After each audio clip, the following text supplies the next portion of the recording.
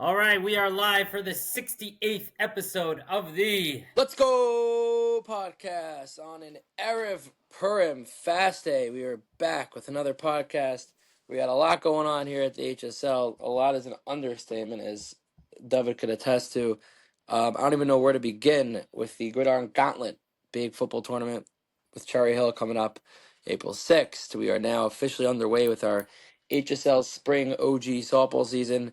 We are basketball playoff time for our basketball season. We got a whole lot going on here at HSL, so we have a lot to cover. Topics will be our first week one HSL softball power rankings. We had a preseason power rankings, time to update that. And we also want to quickly preview our HSL basketball playoffs. We actually had a game last night, which we might get into briefly. So, being that my computer, for some reason, is not connecting to the volume, I'm on my phone, which means that Double Gottlieb here is going to have to do a little bit of the reading off of the power rankings, and I could expound from there. So, should we start with softball, or should we? What should we do? start with softball. Let's keep Joey Katz happy. That's the main thing to do. That's the main priority of the HSL right now is Joey Katz being happy and his mental health. That's You right. know, so I'm in a very We don't want powerful. we don't want anybody else jumping onto the no respect tour. We got a lot. Apparently, the no respect tour was carried to Hard Torah last night, according to Joey. So it's interesting. We have a handful of like two-way players. Like Jack Ross plays in both leagues. Noah Aaron now plays in both leagues. Jake Byrne did. He's not playing basketball this season. Joey Zalman Katz, Pollock. Zaman Pollock, Shai Rosalimsky. I could Anybody go on else? and on. Yossi Levenger plays in both. Who's Jesse Levenger playing softball for? He's like a sub for Rita for your team. Oh yeah, I didn't know that. So I guarantee it'll be Ellie Dax playing Ellie for Dex. Rita. Oh, okay. You think it's more than 10 two-way players?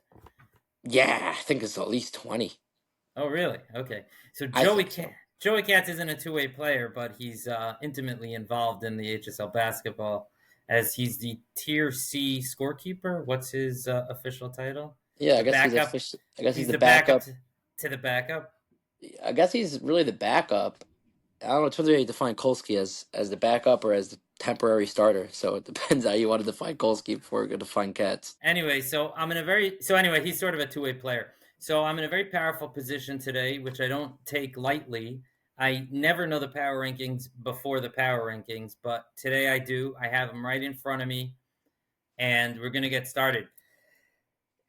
Coming in at number 8, the Starting the same Legacy League. starting the Legacy League. I don't think you sent me the Titan. You probably know that by heart. You Yeah. didn't send me the Titan. Number 8, Margaret Teet's Titans, the same as last week. They didn't play yet. They didn't play yet. Again, I am the most unfamiliar with their team based on Rocky's roster in the summer league. There's nothing really much to write home about, just to be very honest and open. So until I see something from them, they will remain at number 8, and that's a pretty easy one. All right.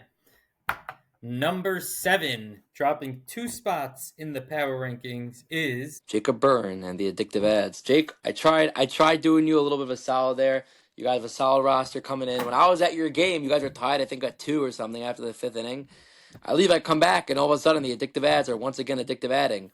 They're doing what addictive ads does in the HSL, which means losing. I do believe that the addictive ads team this summer or this spring will be the best addictive ads team that Jake's had in an HSL league. However, I just saw, once I think they're losing 11-5 or something like that. It wasn't pretty. From what I heard after I left, a lot of errors in the field. So unfortunately, addictive ads is back in the doldrums of the league. I guess where they belong for now. But I have confidence that addictive ads will climb their way up slowly, but I might have jumped the gun a little bit. all right. Coming in the same spot as last week at number 6 is MS Motors MS Motor Fireballs. Fire. So they had an interesting week actually. They split. The first game they had a very impressive win over Jake Byrne and the addictive ads. Like I said, I was there when it was tied at 2. It was very close after the first 4 innings or so. Then they must have pulled away and really dominated the last half of that game. However, the second game they played against the Jules by DK Hungry Hippos, they were very much manhandled in all sense of the word. They were absolutely dominated. Ellie Droslowitz, the HSL youth director, had a couple of great hits. Brian Cohen brought a great squad. We'll get into them in a minute. But it was really a blowout. So, I was very fired up about them. Ari Slamos pitched a great game 1. but in game 2 they really threw a complete dud in there. So I'll leave them at number 6. All right, so we already know that the Hungry Hippos are not number 7 and they're not number 6. So they've gone up Correct. a minimum of 2 spots. All Correct. right. Shlomo Number Ross, pay attention. number 5 Num- is Number the 5 down is 1 spot the Annie's Is it Kitchen is it the Grasshoppers. grasshoppers? It's the Yeah. grasshoppers, right? Andy's Kitchen Grasshoppers, Joey Katz. Your boys showed up. Your boys are cold. Your boys are crying. Your boys didn't want to put on jerseys, and your boys ultimately fielded like 7-year-olds. So I apologize, Joey. I apologize, Andy's They Kitchen wait. Grasshoppers. They fielded like the 2024 Yankees in this 5th game of a World Series. Let's not talk about that. They came in cold, in all sense of the word, cold. They did it pretty well. Joey actually pitched a pretty good game, at least from when I was there. I have to admit, his field didn't help him. They played against the top team in the league. However, they didn't look up for the challenge. They looked cold. They looked bitter. They didn't wear jerseys, which never helps your power rankings by not putting on those jerseys. Only had 3 or 4 guys wearing those jerseys, and that's why we dropped them a seed. And it's as you simple know, as that. some people don't know. Steve Pollen didn't pitch last week. Some people thought it was because of the weather, but the real reason is he was in the bushes scouting out Joey Katz's ephus pitch. You should So have seen him saying Steve had the amount of jealousy that Steve had after posting that Joey Katz highlight on the community, and the amount that Steve was in awe of Joey's ephus. Which, by the way, I don't think anyone else has that ephus, and that's a serious. By the way, that's a serious statement. It's not easy to throw the ball that slow and throw it for a strike. I joke around with Joey all the time, but yeah, I agree. I think Steve was using it as all as a total ploy just to be able to stalk out Joey Katz and get down that ephus pitch, something that Curling does not have in his arsenal. yes, exactly. All right, number 4, dropping 2 spots are the Rights Yeah, to Fly Black Black Sox. So the Sox. Rights to Fly Black Sox, shout out Rights to Fly, taking a tough loss together at day 3. Brutal loss last night in the basketball playoffs. Um, Rights to Fly Black Sox, I put it number 2. Shmuel Reda, year after year after year, brings a good squad. They played that top team in that league, and they were held in check almost the whole game, from what I understand. I was there for the first couple innings. It was pretty much even. When I came back, I think they were down by 3 and then 4. Dave, you could tell us you were playing in the game. They had 2 on 2 out, the tying run at the plate, and a chance to win the game, tie the Joel Adept game. swings at a pitch over his head. And I mean, he hits sometimes it. he He gets actually hit base it hits. hard. He actually hit it Yeah. hard up the middle. It was fielded and forced out at second. Like I said, the Black Sox have my respect. I myself was a Black Sox for 3 years. We won a championship, so I 2. 2 championships, right? 2 summer 2 summer championships. championships, 2 out of 3 years. So I have a lot of respect for them. However, after seeing them play the first week, that's my early take. Dave, you could expand on that a little bit. You were playing in the game. They've got a good squad. Ellie Cohn at third base, 40 years old. I don't know if he's the official starting third baseman. Is really smooth. We made a bunch of mistakes. I made a couple errors which didn't lead to runs. Our shortstop made a couple errors which did lead to runs. We made other errors. We walked 3-4 batters on the other side. That ump sucks, by the way. Is he doing that game? Is he doing Victory Field again this Sunday? Do you know? I don't know. He likes me and he brings bases, so I'm happy with him. Bringing bases is nice. Um,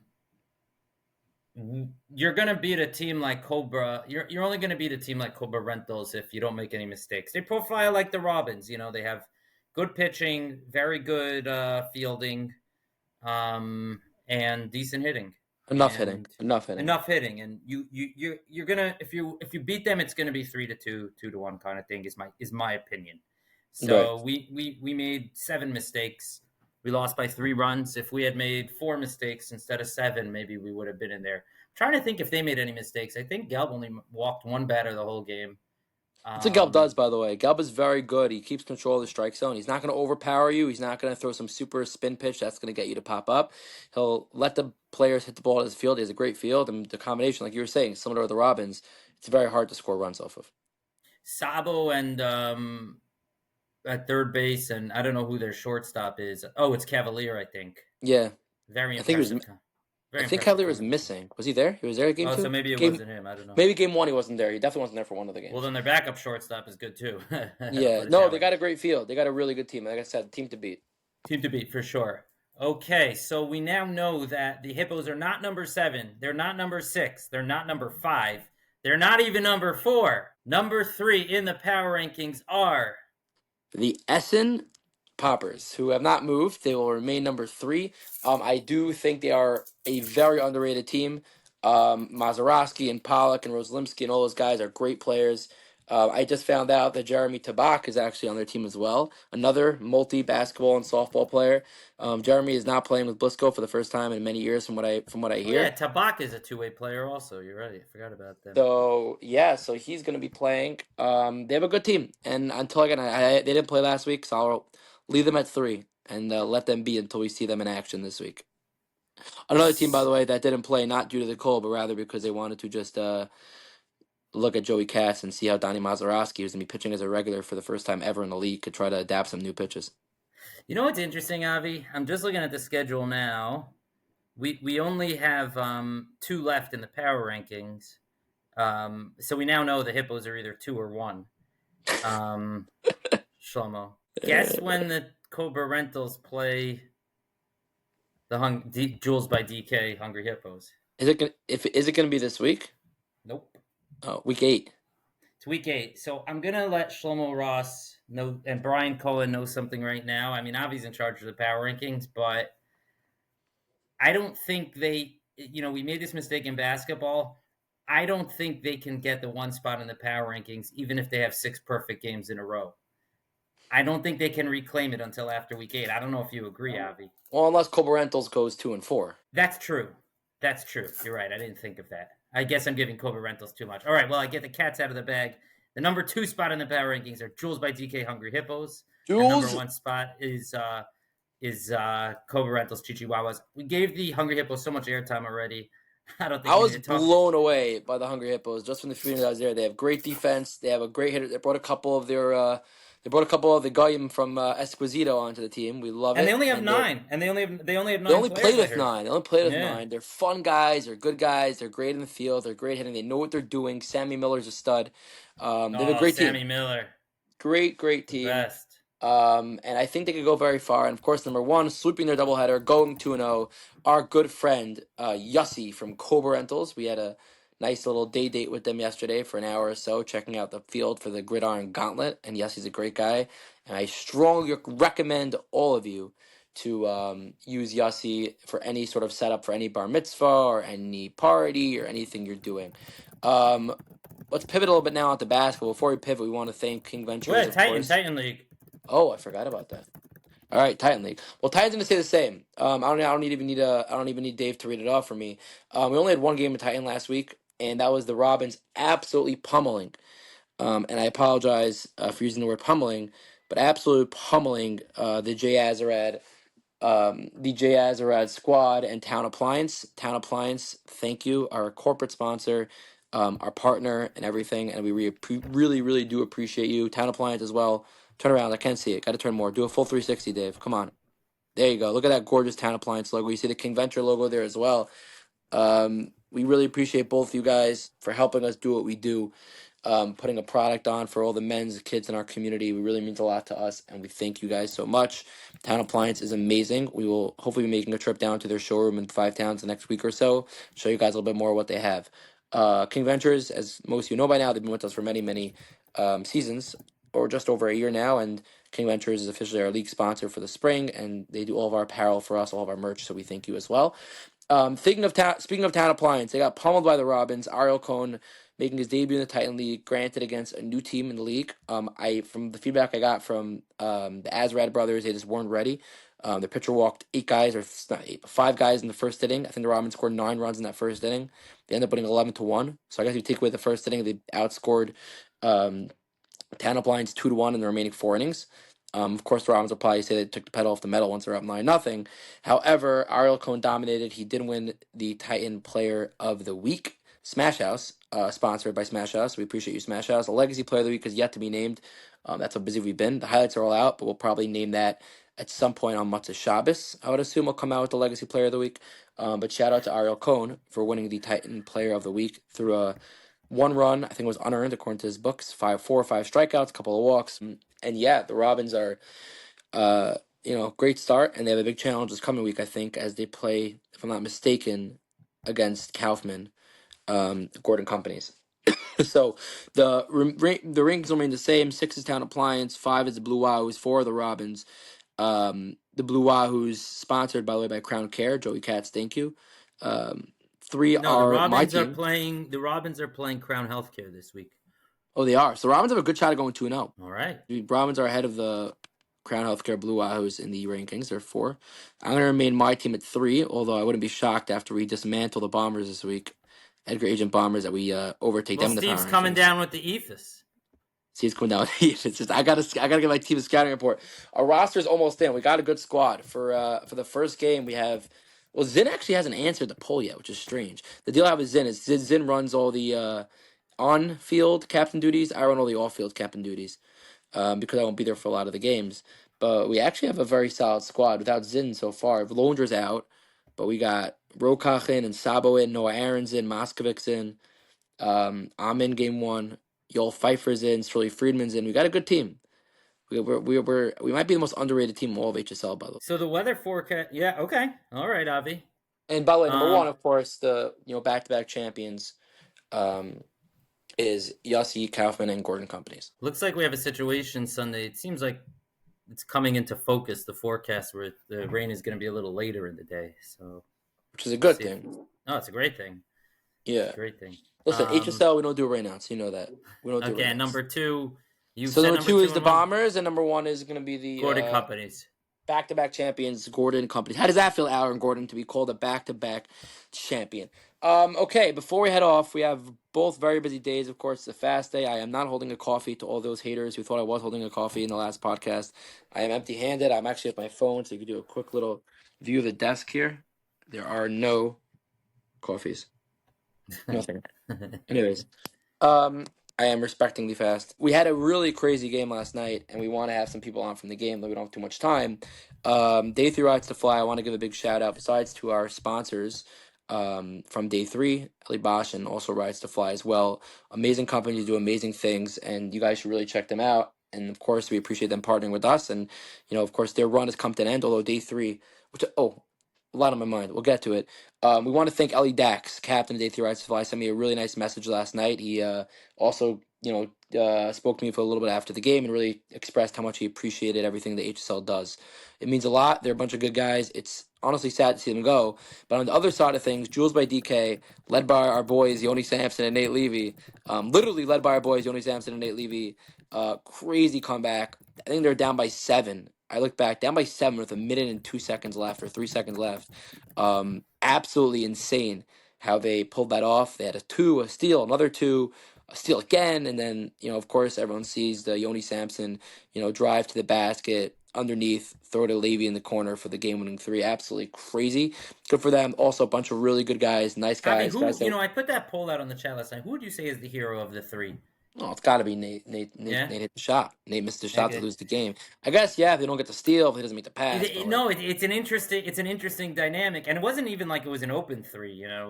He had somebody pretty close to him, but the steal, and he had to release it quick.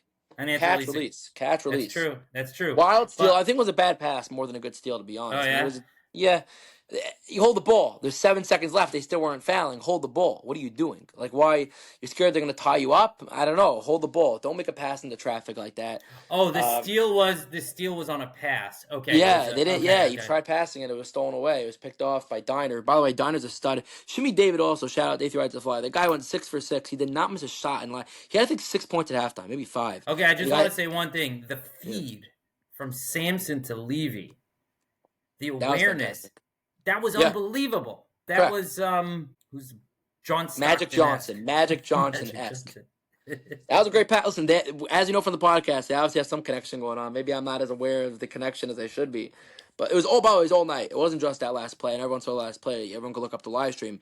It was all night. Sampson had a monster game. He probably had 15 or so rebounds, and he had a bunch of assists to Nate on 3 balls. Nate, I think, had 4 threes on the day. So it was a crazy game.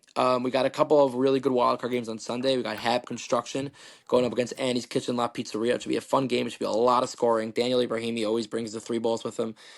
We also have the Vly Vipers versus Gordon Companies. Rematch of Kaufman versus Jeremy Tabak. A lot of Queens A people in those games. lot of Queens people. Three full Queens teams. Really more. All teams are Queens teams. Ibrahimi's also a Queens team. Oh, All four okay. of those teams are I Queens guess I teams. just meant I know a lot of the guys on each team. And then Oh, in those games, you have that matchup of Noah Aaron versus Jack Ross, which is a fun yes, one. which we've I dubbed Jack Ross the better player. I got yelled at from a lot of players how it's not even close and Noah Aaron's a better player. Ever since I dubbed Jack Ross the better player and then Noah Aaron had a dominant game the next game, I think Jack's played a lot better to finish out the season. Jack's been absolutely dominating and single-handedly carrying his team. They did lose by one last night, but Jack single-handedly carried their team to almost beating Hap Construction. They ended up sliding in on a loss by Boris M, tax planning law officer Roman Amanoff. Shout out Moshe Kraft also for a great season and bringing a great group of guys. We appreciate you. Moshe's an awesome dude, and we appreciate him bringing a team to the league. And then the only set quarterfinal matchup right now, other than already Jules by DK winning, is another fantastic matchup in under 5'10 Pipe Doctor and Caleb Pollen versus Royal Adjuster. Big question mark whether Jonathan Biaz is going to play. We don't know. However, Royal Adjuster, even without Jonathan, did make sure to have all their guys who played 2 games show up for the last week of the regular season last night, and they have a lot of real good talent ready to roll for the playoffs. So I don't know if they'll be able to make a championship run without Jonathan if Jonathan's not playing, but I definitely think they can make a very deep run into the playoffs. So that should be a lot of fun. And then, of course, Link Home Care and Olam Realty, I should say Olam Realty and Link Home Care coming in at the 1 and 2, are awaiting the winners slash losers of the wild card games, and they'll be facing off next week, Thursday, as well in the quarterfinals. So we got a lot going on. I think that's all from me, Dave. I don't know if you have Do we anything do lasting any? words to say. Nah. Do we do any? So no power rankings for basketball. It's not how it works. I guess we could do one, Oh but no, you don't do power rankings because we wait. we're Did we done. have? I mean, I could give my power rankings going to the playoffs, but it's not even fully set yet because we don't even know who's going to be the final 8. The wild card games still haven't taken place, so we know that Jules by DK advances to the semifinals, but we don't know who Link's going to be playing. We don't know who Olm's going to be playing. It could No, be. but why wouldn't you have a power ranking based on? So how many teams are left in it right now? There's 6. There's 4 teams waiting for 2 more right now because 2 of the teams already played. Dax, Day 3 Rides to Fly played Jules by DK, so they're gone. Jules by DK advanced. Dax is out. So now you currently No, have but you Dax. would you would you the way I would do it, but we're not going to is you make a power ranking today of all the existing teams. Right. Who has the best shot? I Well, mean, Link's that's okay. Link's simple. number one. Link's number one. The I'll question go. It's very simple. I'll go Link, Olam, under 5'10 Pipe Doctor. number three. Uh huh. Yeah, for sure. Link, Olam, under 5'10 Pipe Doctor, and there's one more team, and that's it. Who's the other team that's in? Why not Jules by DK? No, because they already advanced to the semis. No, but Talking I'm about the. saying no. That's not how I meant it. Whatever. All right, Oh. we'll reconvene. We're fasting. Our Wait, heads who's are the not fourth fleeting. day? Who's the fourth team that right now is sitting in the quarterfinals that hasn't played yet? Can't forget these guys. Oh, Royal Adjuster. Royal Adjuster. Them Got 4 are waiting for the last 2. I got you. I got you. All right, exciting weeks coming up. We'll see Yes, you sir. next time on the Freilich and Let's Purim, Go. everybody. Freilich and Purim. All right, let's go.